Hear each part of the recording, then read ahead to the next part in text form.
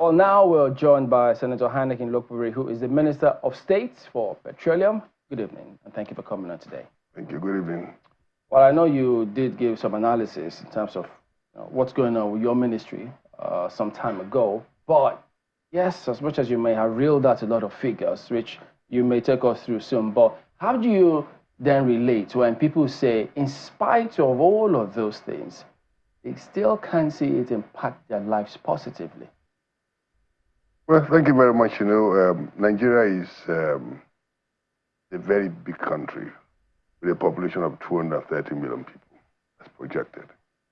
And so what may make significant impact in some smaller countries may not make the same impact in Nigeria. But a good place to start is that, look, 1 year ago, President Tinubu was elected, sworn in, President and Commander-in-Chief of the Armed Forces.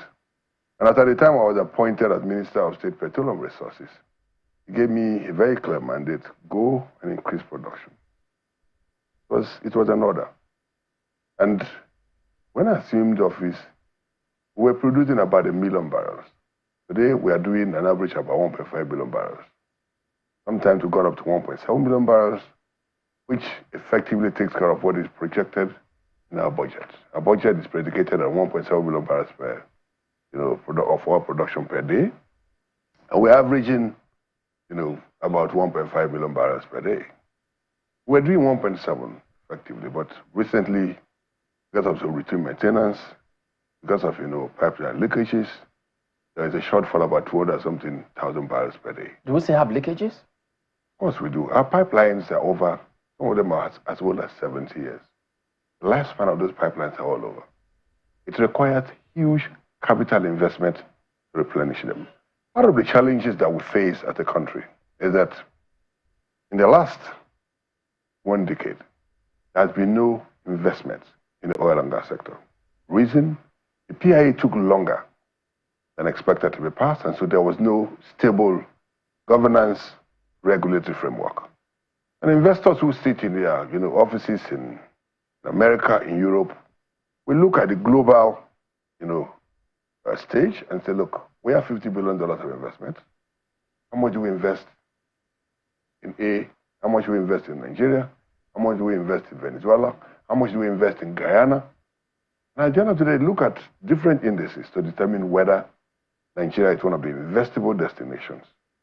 Oh, but don't be surprised when, the global CEO of Total, who said in Kigali that there has been no investment in 12 years. It is true.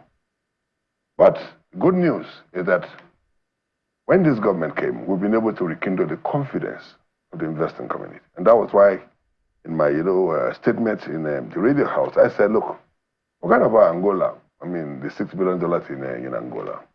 We have a couple of investments. So is it that doesn't matter? It matters, but you can't stop investors from going to wherever they want to invest. No, but he says there are different considerations. The policies that we've got here. Yes, but the policies we have are the ones that have been able to attract also some investments. And I said, I don't want to give the details, but we have a company that will soon announce $10 billion of investment. We have another group that will invest about $5 billion. We have another group that will invest $1.6 billion.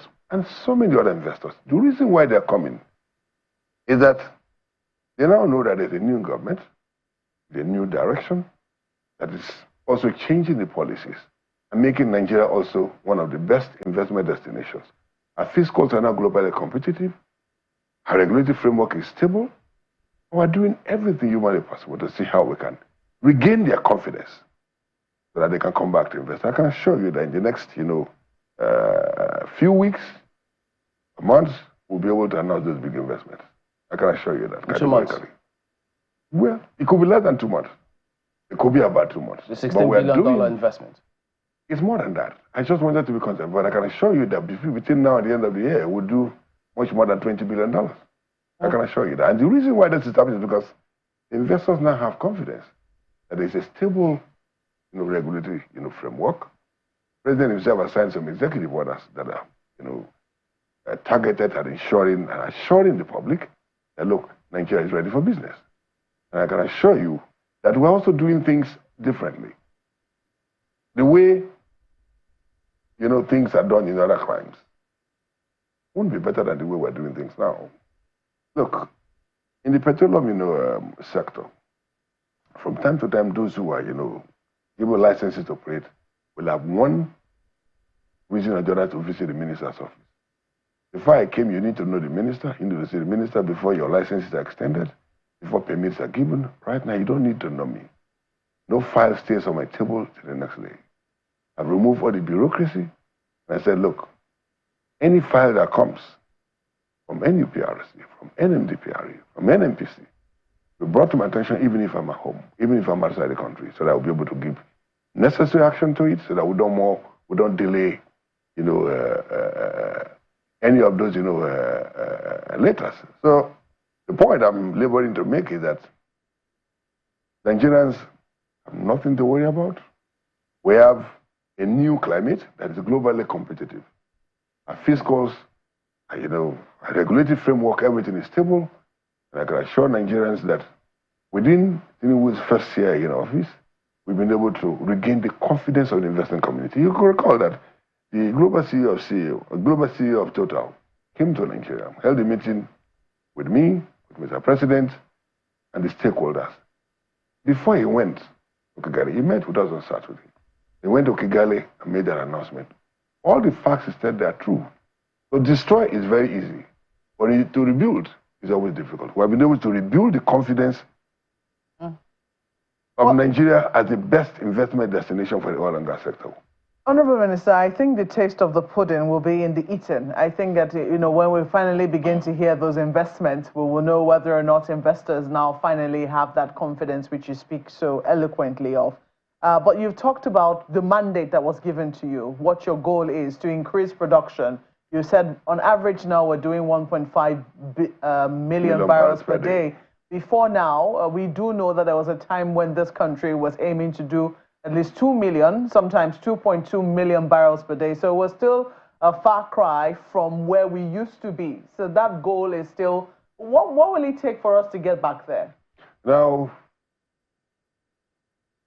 recall that I said that when I assumed office as minister, what we're producing was about 1 million. So we have increased our production by 50%. No matter how you look at it, you know that this government has tried, within this 1 year to ensure that we increase production by at least 50%. And we're doing more than 50%. We're doing on average about 1% million barrels. Now, what we need to do is to ensure that all our shut-in wells, there are thousands of shut-in wells. I'll give you an example. There are some oil blocks that have 170 wells. There's one where my 11 has 170 wells. Out of that, maybe less than 10 are producing. Ask yourself the question, even if you produce 1,000 barrels from the remaining 160 wells, there are another 160,000 barrels a day. Is it that the reason is that people were simply not investing. So the owners of those shut-in wells, is it that they're not interested in production or what? Since they don't exactly have to explore, I think where the investments we have been looking for is in exploration. These are wells we know already have the product. Well, these are questions for those people who operate in those wells to answer. But the point I'm making is that, look, there are thousands of shut-in wells, and as we came, part of the policy is that you must put every available well into production. Oil and gas has only, value once it is brought out from the soil to the market to be sold. That is when you have value. And so part of the policy is that we must, ensure that every shut-in well is given to people who have the technical and financial capacity to be able to extract the oil and take it to the market to sell, so that Nigeria can get its value.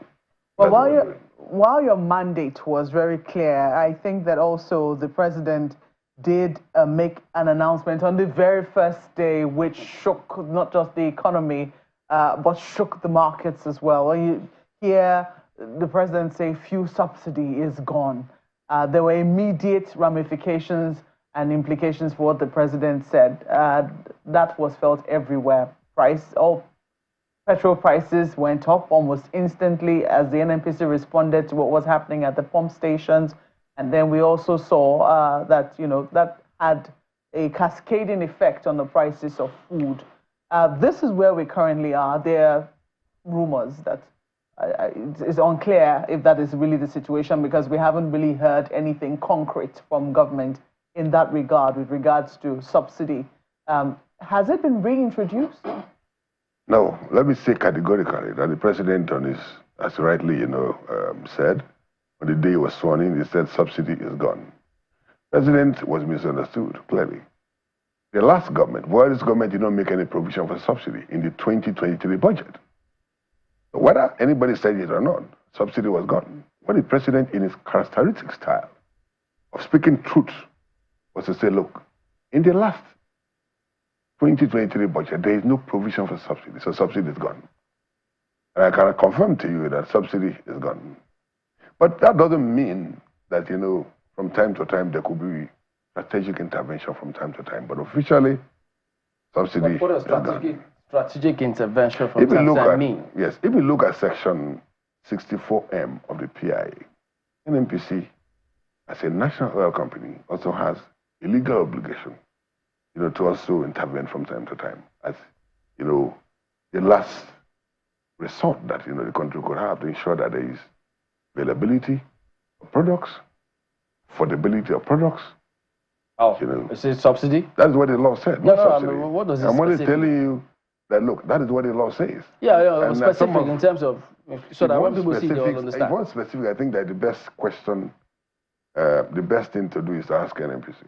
That the law places that burden. You're the supervisory minister. Yes, but the law places the law didn't place that burden on the minister. The law places the burden on NNPC. That's the corporate legal political with us exactly. now. No, I'm not political. Because I'm only saying the truth. But the point is that there's no subsidy. President, I said there's no subsidy. And look, let us also, thank the president for having the courage to say that. You and I know that without subsidy being removed, Nigeria would have been like Venezuela. You do know that, Nigerians may not appreciate what the effect of what the president has done, but sometimes when you are taking people towards a direction that is best for them, they may not know. But at the end of the day, they know that that was the best decision. You do know that, that has had grave implications on everything, on even the price of food. I don't know if you witnessed the segment just before ours, Mr. Bismarck Rawane breaking down just what is happening with inflation, especially with subsidy gone and also the flotation of the naira, which we understand is what has now necessitated this intervention which you speak of. The question now is, what name will we call that intervention if the NNPC is intervening from time to time, as you've said? What shall we call it? Isn't that subsidy reintroduced? No, I don't want to call it any subsidy, and I don't want to speculate on whatever name you want to call it. But, also ask yourself the question, what is Nigeria's inflation compared to our neighbors in the West African sub-region? It's a global thing. It's not peculiar to Nigeria. This inflation is global. We know what has caused ours, Honorable Minister. But one of the promises we got was that when subsidy left or when subsidy leaves, we should be able to revive our refineries. Port Harcourt is supposed to have come on stream. Kaduna, we understand. Kaduna and Warri, we understand works are currently ongoing. We even had high hopes for the Dangote refinery, the private refinery, which was supposed to be, which has finally come on stream. But people are yet to see the effect of that on the prices at which they are buying petrol. So do you, and also diesel, do you want to comment on what exactly is happening with the refineries? Yeah, well, first of all, let me say that the refineries rehabilitation program started under the previous administration. The contracts for rehabilitation of Petrol Refinery, Warri Refinery, and Kaduna Refinery were awarded by the previous administration, although by NNPC, as it were. But I also, believe that, yes, as Minister NNPC reports to me, but, it is what they tell me. I'm not there. I'm not there in Petrol Refinery. These were projects that I met on ground. And when I came, I visited all the refineries. It is what they briefed me. It's a brief they gave to me that I told Nigerians that these refineries will be ready at so time. I also do know that I went to Port Harcourt in December, when the flares came on. I've also gone to Warri, and advanced work has been done. Port Harcourt, from the information that I've been told, from the reports available to me shows that hydrocarbon has been introduced. I also want to draw your attention to... But we had some experts in that same sector who said that was not flue gas. What the flare was not flue gas. Yeah, we didn't say it was, well, whatever anybody calls it. As far as I'm concerned, they said it wasn't flue gas. That was deception. No, that's not true. Was there flue gas? What is flue gas? Did you ask them what is flue gas? No, but they reported to you. Did they tell you it was flue gas? I went there and I saw the flares. What they said was that the refinery was mechanically ready. That doesn't mean that it was going to produce, refined products immediately. That's why I want to draw your attention to when President Buhari, commissioned the Dangote refinery. Between the time he commissioned it and the time Dangote started producing, it took how many months? That tells you that when you go to a refinery, there are so many things that are there. It's a gigantic But they gave us December that the facilities will produce December. Yes, that is why I'm saying that didn't happen. That is why I'm saying that it will be more desirable. And I think Nigerians are entitled, to hear directly from NNPC that is in charge of the rehabilitation. Although they report to me, but these were projects that were awarded before I came, and these are projects that are directly done by NNPC. So what I can commit is that I will try and ensure that NNPC comes to you guys, so that they can, give Nigerians, the truth. But the point is that we're doing whatever we can to ensure that we complete the rehabilitation of these 3 refineries. But don't forget that when Dangote Refinery, which we also have a stake, was commissioned by the previous administration, it took them over 6-7 months for them to start producing. So are you that tells you that that tells you that when they say a refinery is ready, it doesn't mean that December. We should expect what? Well, as I told you, August. when I came, it was based on the report. Now, when you become minister, all agencies will report to you. NNPC reported to me. Part of the report they gave to me was what formed the basis of my speaking to Nigerians that it will be ready by December. But the point we are now is NNPC coming to China's television or coming public to say, look, but this is... Before they come, what have they told you as to when will the PH refinery be on stream?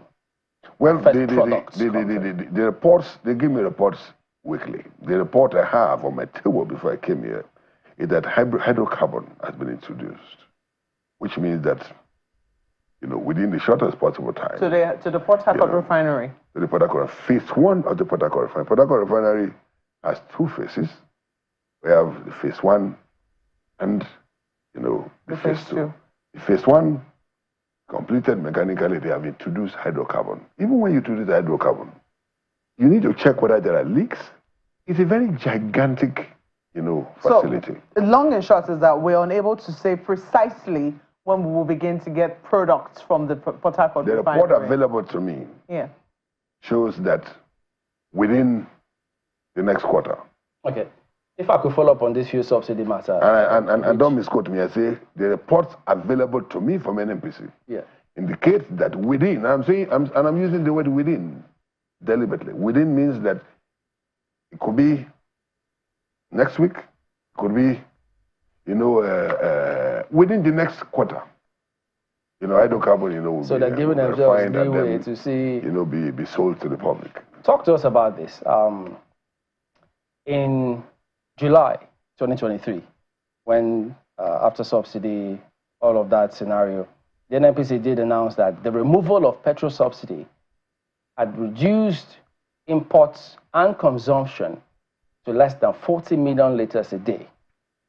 But then 4 weeks ago, the report came through. The NNPC is saying that they had imported the volume of 2.7 million tons of PMS. That's about 3.6 billion liters for January and February 2024. That's an average of 61 million liters a day. So, what's going on? These figures don't add up. Yeah, thank God you said that, it's NNPC that made those statements. I think it's always better we invite NNPC, let the NNPC that made those statements come and defend whatever statements that they have made. It's not good for me sitting here, to speculate whether whatever NNPC has said is right or wrong. But the point must be made that at the time, NNPC made the initial statement, I was the minister. Now I am minister, and I can assure you that, look, we do an average of about 50 to 60 million liters per day. That is the report they give to me. I am not on the ground. As minister, what I need to do is to provide political leadership and ensure that they report to me from time to time. But you must also appreciate the fact that this is one government that has ensured that there's product availability, an easy supply of products. Last year, December, was perhaps one of the few, festive seasons I've seen in recent time where there was no fuel scarcity. It took a lot of work by stakeholders, the ministry, to NNPC, to NMDPRA, to stakeholders like Kipman, Moman, everybody involved to ensure that there was product availability, last December. Also, when you see queues, from time to time, check. NNPC filling stations sell, maybe sometimes 50 to 80 naira below what independent, marketers sell. So when you see people going to queue because they want to get fuel at a lower price, that doesn't mean there's fuel scarcity. Well, Government Minister, we is have been committed told to that ensuring that there's product differential availability, in Nigeria. We've been told that price differential between the NNPC and other marketers is an anomaly, and it's something that shows the distortions in the markets. It's not quite straightforward. It's not an anomaly. You may go to ShopRite, buy a packet of milk. True. Yes, we know. For a higher price, you go to a shop by the corner. What we're saying is that between the government-owned company and the other marketers, the disparity, the difference should not be 80 naira. That's quite steep, you acknowledge. But let's move on to other issues, which is this issue of gas. I mean, you've talked about what you're doing in investment, trying to ensure that Nigeria has a more conducive environment for investment. And we've been told that we have about 38% of Africa's reserves. Only 4% of the investments are coming to us. Only recently, the president commissioned a few projects in Imo and Delta states, which is supposed to have an effect on what is happening locally. Can you tell us what effect that will have on power supply and also perhaps on the production of CNG, which is another thing we're looking at? Yeah, first of all, I don't like speaking about gas because there is a substantive minister of state in charge of gas. And so, contrary to the past where one minister was overseeing both gas and, oil, now we are two. So it's always good that, you refer those gas questions, to my colleague. However, it's important to state that, look, Nigeria, is more of a gas country than an oil country because of the level of reserves that we have. And we've also adopted gas as our transition fuel. And there are robust government policies, to implementing gas as our transition fuel. And that is why you see programs like, CNG, being, a fuel for our vehicles, and LPG being our clean cooking gas. And there are, several government programs already being implemented towards ensuring that, we achieve that. And then, that most of our power plants are gas-powered. And so the recent commissioning of Mr. President of those two strategic, investments that were made by Seplat and by Sterling will, boost our domestic supply, will increase, the supply that is needed, for industrial growth, for LPG, for CNG. I can assure you that more investments, are coming. Okay, I think you will be aware of this matter. Pardon me. This story that has been making the rounds for a while.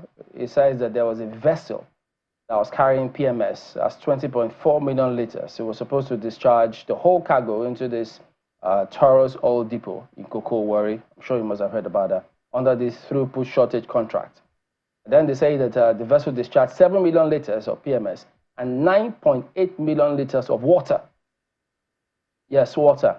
And then the owners and operators of that depot discovered this, reported it to the NNPC retail, who happened to be the ones who brought that in, and then also notified the NNDPRA, the regulators and stakeholders, rather than do, well, eventually they shut down the depot. And it appeared that it was for reporting this anomaly. Until date, we've seen reports of protests in different places, and the depot is still shut. Are you aware of this? Yeah, I'm aware. I saw it on television, and then so what I did was to direct appropriate authorities to give me a brief. And I'm still awaiting the brief. When I get the brief, I like to speak the truth, to Nigerians. It's not good to speculate at this level on any issue.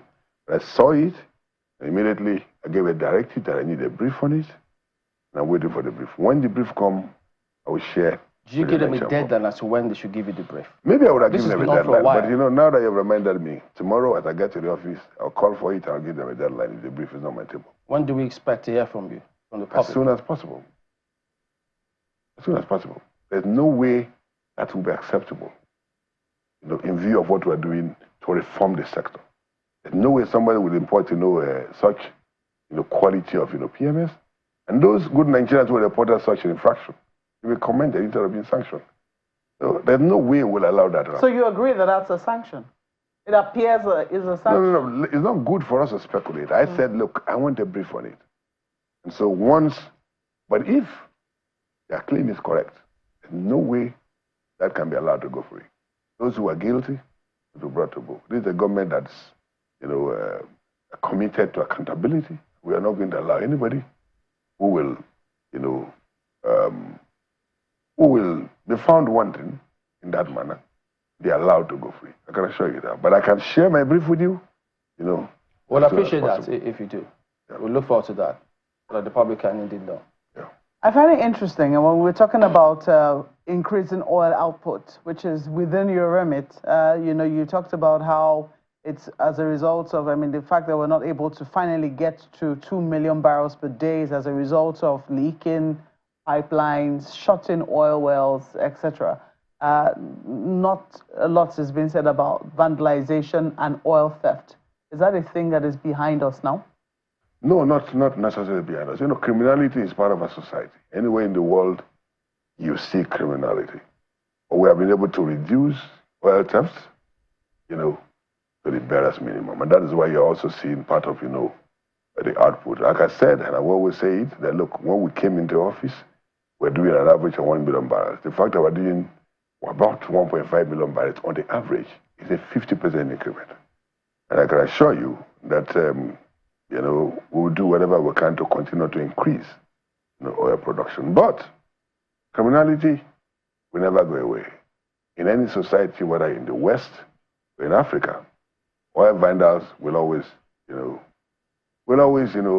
vandals. But so we'll all theft is something that we'll have to deal with perennially on the long term? Oil theft is something that we'll eliminate within the shortest possible time. We're doing whatever we can to do that. We will eliminate it within the shortest possible time. But what I'm saying is that either oil theft or pipeline vandalization, criminality is criminality. And there are criminals everywhere in the world. You can't completely eliminate criminality from the society. What we are doing, as it is in any society, is to reduce the level of criminality. You can't. Is it wrong? You can't completely eliminate criminality. Yeah, is it wrong for the people to expect that since they're looking forward to Dangote Refinery, and then the challenge of either shortage of petroleum products and all of such products in the country, scarcity will be a thing of the past?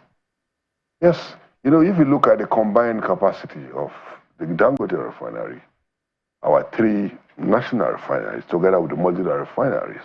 The national ones that are not working. Those ones are also undergoing rehabilitation. And we believe that in this year, 2024, we'll be able to complete the rehabilitation of our national refineries. When I became minister, I've also signed, up to 5 modular refineries. Some of them of different capacities, some 10,000, some 5,000, some 30,000. And if you look at the combined capacity of those that are already operating, although not in the capacity, not in their full capacity, we have a combined capacity of about 1.1 million barrels per day. If, we'll get to the point where, and I hope we'll get there by the end of the year, if we're able to refine 1.1 billion barrels a day, then we do not need to import any more fuel, any more refined products from anywhere in the world. That means that the dollars that are being used to import refined petroleum products will remain in the country, and that will strengthen the economy. That will be available for financing of other sectors of the economy. Yeah, but and that is our objective. And I can assure you... I'm here to interrupt you, but there is this issue now that we hear that, you know, the Dangote Refinery is importing crude oil from the United States. But let me also tell you that, you know, for the Kaduna Refinery, we're importing fuel, we're importing crude from Venezuela. But that is a blend that the plant was made for. You know, Dangote, I don't want us to be dragged into that Dangote importing, you know, crude from the US or whatever. The reason is this. That's why I tell you the example. I'll give you the example of the Kaduna Refinery right from when it was built. Because of the peculiarities of that refinery. But that's a different case. It's not different. For this Dangote refinery. The point I'm making is this. Yeah. The Dangote say that it doesn't have, you know, crude from Nigeria? Did he say that he doesn't have enough crude from Does he have crude from Nigeria? No. Did he say that he doesn't have... No, you're the minister. They report to you. No, but you are the one asking me. Yeah, but the point I'm making... Honorable Minister, we'll tell you what we hear out there. What we hear out there is that Nigeria's crude has been pledged in debts. And that's why we're unable to supply the Dangote Refinery sufficient quantity for what it needs to be able to get going. Is that true? You see, the point is this, and I hate to speculate. I hate to speculate. I'm not asking you to. I'm asking you to clarify. This is what is out there in the Nigerian commentary space. That's why I said, look, it will be imperative, you know, for certain questions to be, you know, to be posed to NNPC for them to answer. Who will pose them? Will you pose them to them? Because no. The journalists, you as journalists that are asking me these questions, I'm not NNPC. I'm minister, and there are. There are about 7 parastatals, 7 agencies, including NNPC, that report to me. And so I can't speak for all of them when it comes to details.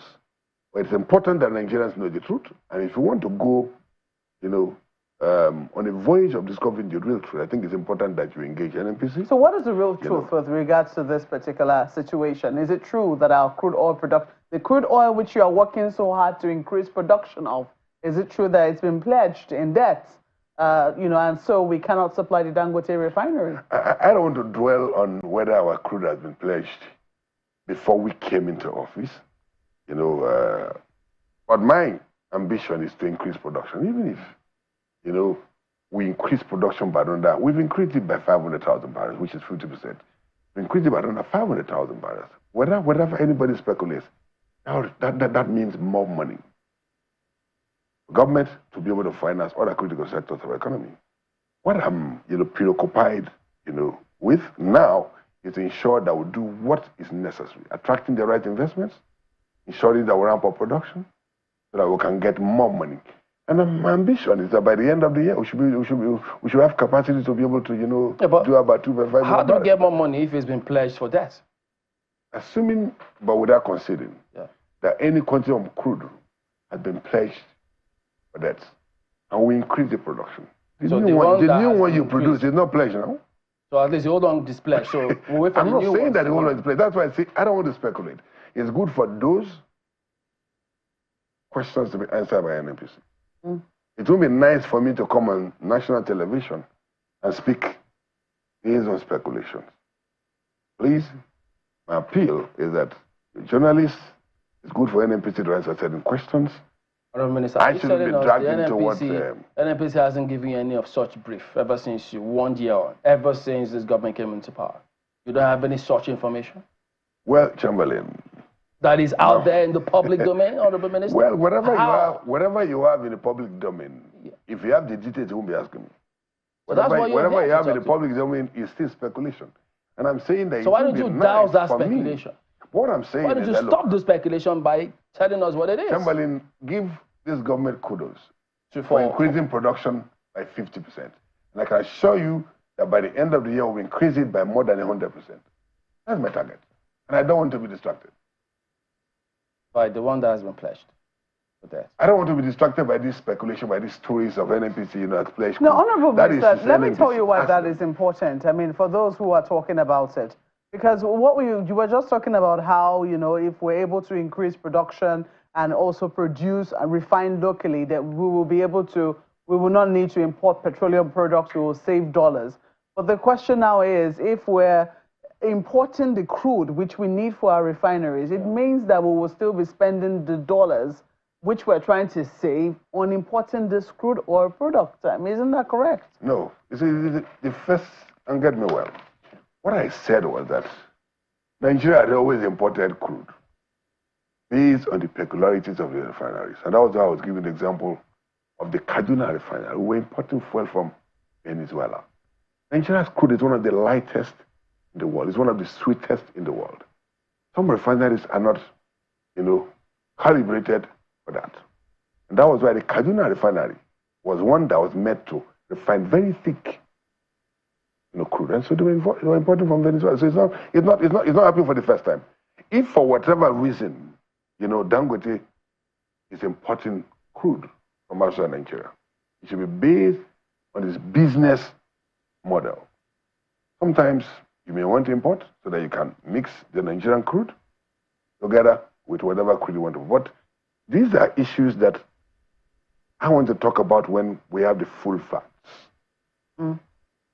Okay, well, the truth is, when we started speaking with you, I had a plethora of questions I wanted to ask you based on previous conversations that we've had. Now he's minister, he's Minister of State Petroleum, and I remember then, he was very insistent that Minister of State and Minister, they're all ministers. There's no junior minister, there's no senior minister. But that's the truth. As recognized by our constitution. Yes. So I don't want to go into that, that controversy. And I'm speaking as minister that the president has placed in charge of oil. Mm-hmm. I'm not speaking as a junior. There's not like junior minister in our constitution. Oh, the law says that. That's given. But I also wanted to quickly get your opinion on the new national anthem. This reversal to the national anthem, which we have now, which we understand has now been signed into law. Are you welcoming of it? Of course. There's nothing wrong with it. It hasn't followed due process. What due process are we talking about? When the National Assembly that is duly, vested with the responsibility of making laws and made a law, and I sent it to Mr. President for assent, what more due process are you talking about? Public hearing. Doesn't need to.